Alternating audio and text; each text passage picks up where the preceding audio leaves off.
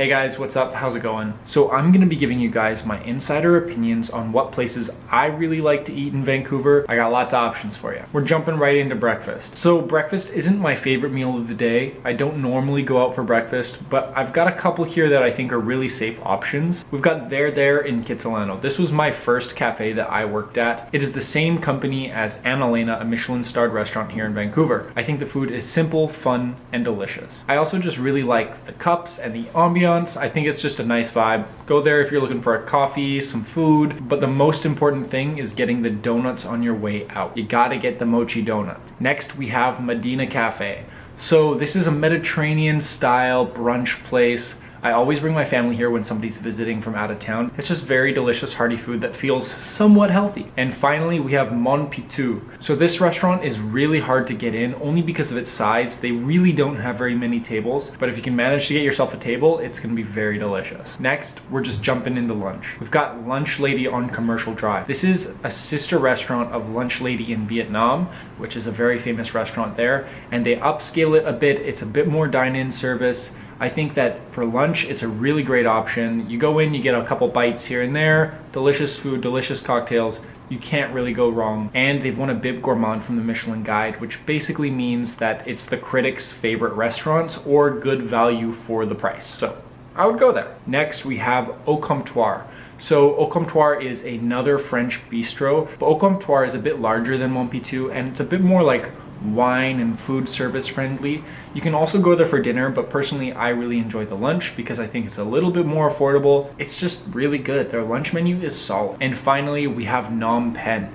Phnom Penh is an industry staple in this city. If you haven't been and you're in Vancouver, you're wasting your time. You need to go there today. It's a Vietnamese Cambodian place here in town that is just exceptional. If you know about it, you already know about the chicken wings and the butter beef.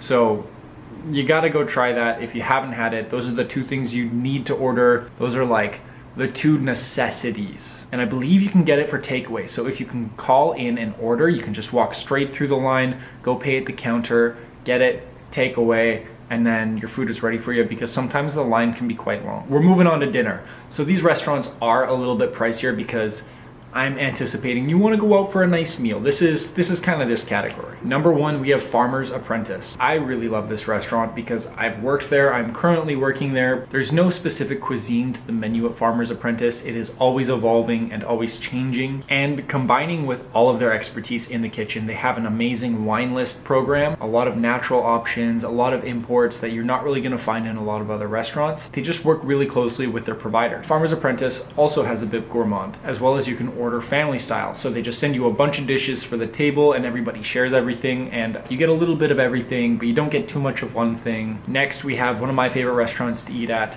This is St. Lawrence or St. Laurent's. I don't know how you say it. I'm not French, I'm not Quebecois. This is a French-Canadian restaurant. Personally, I really love French-Canadian food, and this is like one of the best representations in Canada for it. Flavors are heavy, they're rich, they're satisfying, and they're all the kind of things that I'm looking for in cuisine. I don't know, it just feels very like nostalgic in a weird Canadian sense that maybe I didn't directly grow up eating these foods, but like when I was in French class growing up, maybe I had sugar pie, and then that's on the menu for dessert, but it's in an elegant and elevated way. So I don't know, I really like this restaurant for what it is. They also have a Michelin star. Next, we have Como Taparia.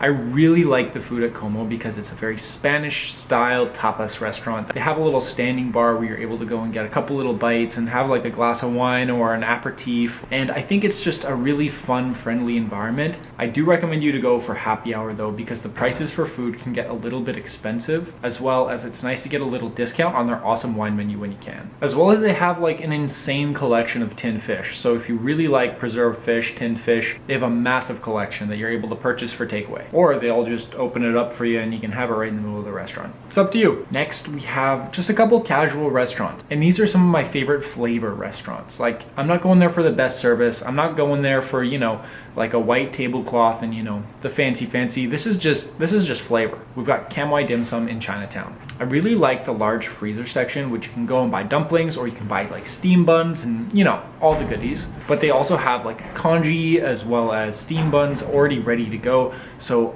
I'm a big fan of the barbecue pork buns there. I think that they're just delicious. they're pretty good and I'm happy with them. Go try them. Next, we have Super Baba. I think they won like best casual restaurant in Vancouver 2 years in a row or something like that. So if you know Vancouver food, you probably know Super Baba as well. But I just really like the wraps, you know, like the wraps, the plates, it's just delicious. It's not anything super complex. And finally, we have Marachi Ramen. I specifically like the two restaurants downtown, one by Library Square and one down by Robson. I've never really had a bad experience at a Marachi, so I would just go there and try it. If you've never had ramen before, just go. And we have 3 coffee shops for you guys to check out. I think that these coffee shops are shining above the rest, in my opinion. Number 1, Oday. So this is a Japanese coffee shop. This is now located right near Granville Island. I think Oday just has some of the best service, the best coffee, and the most straightforward approach to what they're trying to do. I also just think that it's a really cute family-owned business that you should definitely check out if you're looking for your next coffee spot. Next, we have Prototype. I think Prototype is really cool as an experience because they have 3 or 4 tiny half-kilogram coffee roasters on the back counter.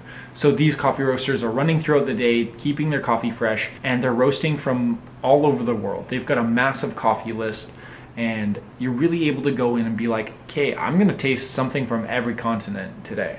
And that is just awesome. That's so cool. Nobody else is really doing that, especially with such small coffee roasters. You have to be roasting constantly. They have like a coffee cupping flight as well as like 6 coffees on espresso, like 10 coffees on pour over. It is just incredible the amount of things that they're able to do at once. The service is awesome. The coffee is deliciously roasted. It is nice and light, fruity and bright, and you know, like they just do a good job. And finally, we have the staple in Vancouver, Revolver.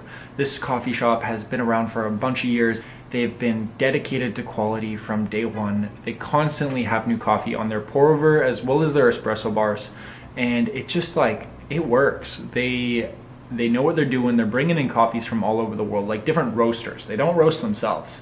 Like they revolve through who they're roasting. They always have like 3 coffees on espresso, 4 coffees on pour over. It's just a really cool vibe to be able to go and see one of the best coffee shops in the city continually just, you know, hit their standard and hit their mark. The space is beautiful. It's in Gastown. I would definitely go if I were you. If you've never been to Revolver, go check it out. And my last category of the day, we've got 3 of my favorite places to drink. First up, we've got Grapes and Soda. This is the sister restaurant of Farmer's Apprentice. The reason I like this one so much is that it's a cocktail bar. You're able to go in, you're able to get new curated cocktails that are constantly changing. They always have a daily soda cocktail that changes all the time. The food is great, the cocktails are great, they have awesome natural wines, and I don't know, it's just a cool vibe. Next, we just have a classic beer in Vancouver, 33 Acres.